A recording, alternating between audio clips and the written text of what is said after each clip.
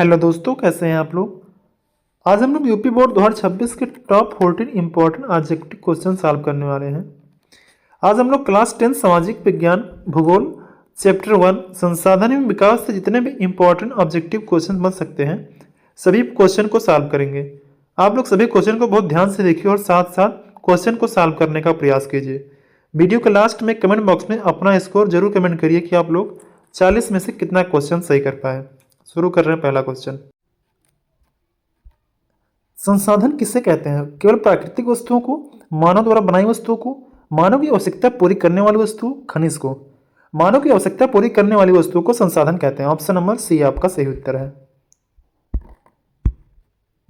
प्राकृतिक संसाधन कितने प्रकार के होते हैं? 2, 3, 4, 5।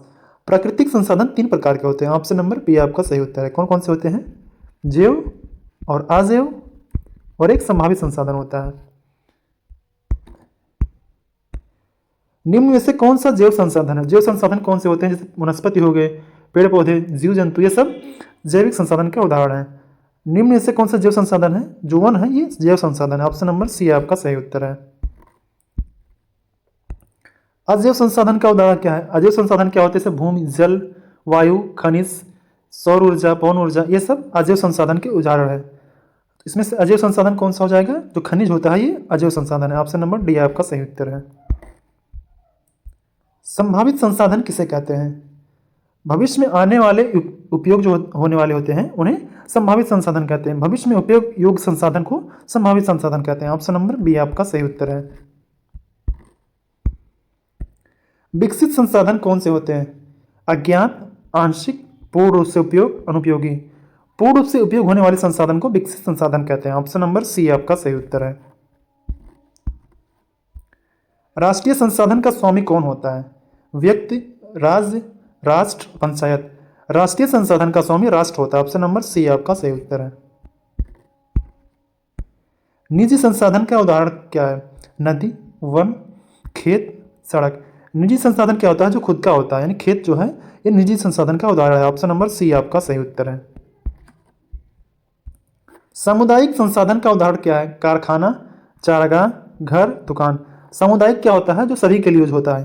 जो चारागाह है ये सामुदायिक संसाधन का उदाहरण है। ऑप्शन नंबर बी आपका सही उत्तर है। नवीकरणीय संसाधन क्या है? कोयला, पेट्रोलियम, जल, गैस। जो जल है यह नवीकरणीय संसाधन का उदाहरण है। ऑप्शन नंबर सी आपका सही उत्तर है। अनवीकरण संसाधन का उदाहरण क्या है? पवन, सौर ऊर्जा, जल, कोयला। कोयला है अनवीकरण संसाधन का उदाहरण है। ऑप्शन नंबर डी आपका सही उत्तर है। संसाधनों का विवेकपूर्ण उपयोग क्या कहलाता है? दोहन, संरक्षण, विनाश, उत्पादन। संसाधनों का विवेकपूर्ण उपयोग करना संरक्षण कहलाता है। ऑप्शन नंबर बी आपका सही उत्तर है।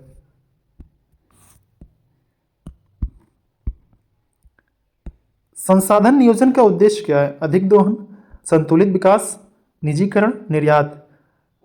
संसाधनों का नियोजन के मुख्य उद्देश्य जो है वो संतुलित विकास करना है। ऑप्शन नंबर बी आपका सही उत्तर है।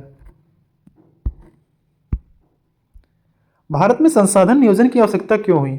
संसाधनों की अधिकता के कारण, संसाधनों की कमी के कारण, असमान वितरण, जनसंख्या कम होना। असमान वितरण के कारण भारत में संसाधन नियोजन की आवश्यकता पड़ी। ऑप्शन नंबर सी आपका सही उत्तर है। भूमि संसाधन का सबसे बड़ा उपयोग क्या है? उद्योग, वन, कृषि, आवास। भूमि संसाधन का सबसे बड़ा उपयोग कृषि है। ऑप्शन नंबर सी आपका सही उत्तर। भूमि का यूज अधिक से अधिक मात्रा में कृषि के लिए करते हैं। भारत में भूमि क्षरण का प्रमुख कारण क्या है? सिंचाई, वनों की कटाई, वर्षा, ज्वालामुखी। भारत में भूमि क्षरण का प्रमुख कारण जो है वो वनों की कटाई है। ऑप्शन नंबर बी आपका सही उत्तर है। मृदा अपरदन का मुख्य कारण क्या है? खेती, पशुपालन, जल और वायु, सिंचाई। मृदा अपरदन का मुख्य कारण जल और वायु है। ऑप्शन नंबर सी आपका सही उत्तर है। काली मिट्टी किस फसल के लिए उपयुक्त है? चावल, कपास, चाय, गेहूं। काली मिट्टी कपास के लिए बहुत ही उपयोगी है। ऑप्शन नंबर बी आपका सही उत्तर है। जलोढ़ मिट्टी कहाँ पाई जाती है? पठारों में, मरुस्थल में, नदी घाटियों में, पर्वतों में। जलोढ़ मिट्टी नदी घाटियों में पाई जाती है। ऑप्शन नंबर सी आपका सही उत्तर है। लाल मिट्टी का रंग लाल किस कारण होता है? तांबा के कारण, चूना के कारण, लौह के कारण, मैग्नीशियम के कारण। लाल मिट्टी में लौह तत्व पाए जाते हैं जिसके कारण उसका रंग लाल हो जाता है। ऑप्शन नंबर सी आपका सही उत्तर है। लेटराइट मिट्टी कहाँ पाई जाती है? शुष्क क्षेत्रों में, पर्वतीय क्षेत्रों में, अधिक वर्षा वाले क्षेत्रों में, रेगिस्तान में। अधिक वर्षा वाले क्षेत्रों में लेटराइट मिट्टी पाई जाती है। ऑप्शन नंबर सी आपका सही उत्तर है। मरुस्थलीय मिट्टी कहाँ पाई जाती है? राजस्थान, पंजाब, बिहार, असम। राजस्थान क्षेत्रों में मरुस्थलीय मिट्टी पाई जाती है। ऑप्शन नंबर ए आपका सही उत्तर है। मृदा संरक्षण यानी मिट्टी को बचाने का उपाय क्या है? वनों की कटाई, अधिक सिंचाई, वृक्षारोपण, खनन। मृदा संरक्षण का मुख्य उपाय जो है वो वृक्षारोपण, अधिक से अधिक पेड़ लगा के हम मृदा संरक्षण कर सकते हैं। ऑप्शन नंबर सी आपका सही उत्तर है। सीढ़ीनुमा खेती कहाँ पे होती है? मैदानों में, मरुस्थल में, पर्वतीय क्षेत्रों में, पठारों में। सीढ़ीनुमा खेती पर्वतीय क्षेत्रों में होती है। ऑप्शन नंबर सी आपका सही उत्तर है। संसाधन विकास से जुड़ा है, क्या जुड़ा? गरीबी, बेरोजगारी, आर्थिक विकास, अशिक्षा। आर्थिक विकास संसाधन विकास से जुड़ा है। ऑप्शन नंबर सी आपका सही उत्तर है। संसाधनों का अंधाधुंध दोहन कहाँ पे होता है? संरक्षण से, असंतुलित विकास से, नियोजन से, शिक्षा से। असंतुलित विकास से संसाधनों का अंधाधुंध दोहन होता है। ऑप्शन नंबर बी आपका सही उत्तर है। मानव निर्मित संसाधन क्या है? उदाहरण, मानव निर्मित संसाधन का उदाहरण क्या है? नदी, वन, सड़क, पर्वत। मानव निर्मित मतलब जो मानव से बना हुआ है, तो मानव बना कौन बनाता है? सड़क को मानव के द्वारा बना होता है। ऑप्शन नंबर सी आपका सही उत्तर है। सड़क जो है मानव निर्मित संसाधन का उदाहरण है। जैव संसाधन किस पर आधारित होते हैं? निर्जीव पर, जीवों पर, मशीनों पर, ऊर्जा पर। जैव संसाधन क्या होते हैं? जो जीवों पर आधारित होते हैं उसे जैव संसाधन कहते हैं। ऑप्शन नंबर बी आपका सही उत्तर है। संसाधनों का न्यायपूर्ण वितरण क्या कहलाता है? दोहन, संरक्षण, सतत विकास, निजीकरण। संसाधनों का न्यायपूर्ण वितरण सतत विकास कहलाता है। ऑप्शन नंबर सी आपका सही उत्तर है। सतत विकास का अर्थ क्या है? केवल वर्तमान विकास, भविष्य की अनदेखी, भविष्य को ध्यान में रखकर विकास, उद्योग विकास। भविष्य को ध्यान में रखकर विकास करना सतत विकास कहलाता है। ऑप्शन नंबर सी आपका सही उत्तर है। भूमि उपयोग का निर्धारण किस पर निर्भर करता है? जलवायु पर, जनसंख्या पर, तकनीकी पर, सभी पर। भूमि उपयोग का निर्धारण जलवायु पर भी निर्भर करता है, जनसंख्या पर भी और तकनीकी पर। यानी उपरोक्त डी, ऑप्शन नंबर डी आपका सही उत्तर है। भारत में सबसे अधिक उपयोगी भूमि कहाँ होता है? वनों में, बंजर भूमि में, कृषि में, आवास में। भारत में सबसे अधिक भूमि उपयोगी कृषि में होता है। ऑप्शन नंबर सी आपका सही उत्तर है। संसाधन नियोजन के कितने चरण होते हैं? संसाधन नियोजन के 3 चरण होते हैं। ऑप्शन नंबर बी आपका सही उत्तर है।